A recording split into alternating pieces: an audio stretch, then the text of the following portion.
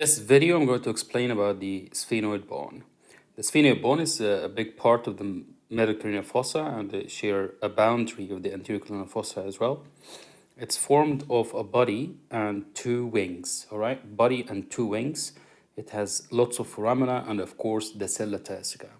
So let's demonstrate that here. So, of course, that will be the body of the sphenoid. As you can see here, the whole area is called the body of the sphenoid, and you have two wings. This is the lesser wing, as you can see here on both sides. That's the lesser wing. And then you also have the greater wing of the sphenoid bone, which is just the one behind it. So that would be the greater wing of the sphenoid bone. It has lots of structures here, which we need to sort of identify them. It will have lots of processes, lots of foramina, and also we'll talk a little bit more detail about the sella turcica and the chiasmatic sulcus as well. So if we look here, so the yellow, excuse me, the yellow area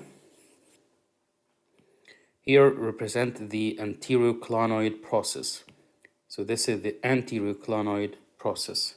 As you can look here, there is a very small bit here that's called the middle clinoid process. And of course, that part will be the posterior clinoid process. Okay, so to demonstrate it here, 1 is the anterior clinoid process, and 2 is the middle clinoid process, and 3 is the posterior clinoid process. Of course, we talked about 4 as the lesser wing of the sphenoid, and 5 will be the greater wing of the sphenoid. When you have a mark marking this area, that will be the body of the sphenoid. Body of the sphenoid bone. And look in here, this is called the anterior limbus, the anterior limbus of the sphenoid bone. Anterior limbus of the sphenoid bone. And that depression just below the anterior limbus is called the chiasmatic sulcus. Chiasmatic sulcus just below the anterior limbus. And the last part here, this is called the dorsum sella. So to summarize what we mentioned so far, you have the anterior clinoid process, number 1, or actually let me just write them, the anterior clinoid process, and this is the middle clinoid process, and this is the posterior clinoid process. The whole thing is called the body, and this part here is called the anterior limbus, and this area, the depression, is called a chiasmatic sulcus, and the whole area down there is called the sella turcica, and this is the dorsum sella. And to finish up the sella turcica area, you will have here as well, this part will be that tuberculum sella. So tuberculum sella, sella turcica, and dorsum sella as well.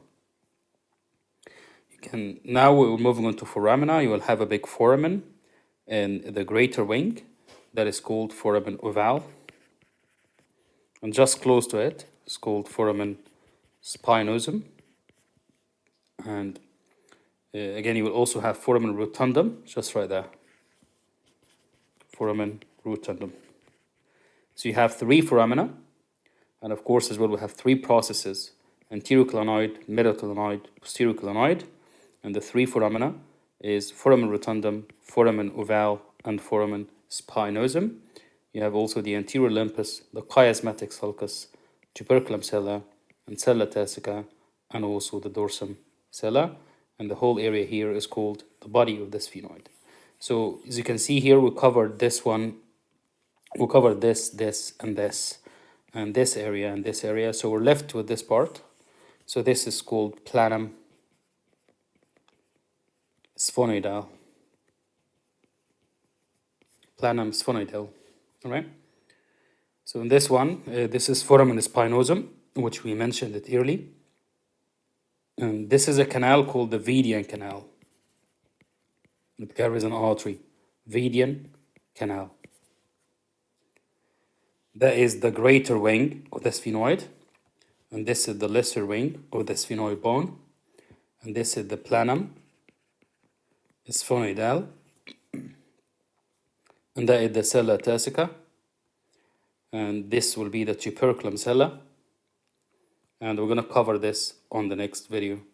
This is another view of the sphenoid bone, and we're looking slightly infra-superior, as you can see here, and that's why you can see an important fissure here, which is called the superior orbital fissure. All right, the superior orbital fissure. So let's cover the same structures again, but this is a different view, and it might be confusing. So you have here, this is the anterior clinoid process. That's the anterior clinoid process, and as you can see here, this is the big groove, and we covered it before in the first video, and this is a carotid groove of the sphenoid bone, the carotid groove of the sphenoid bone.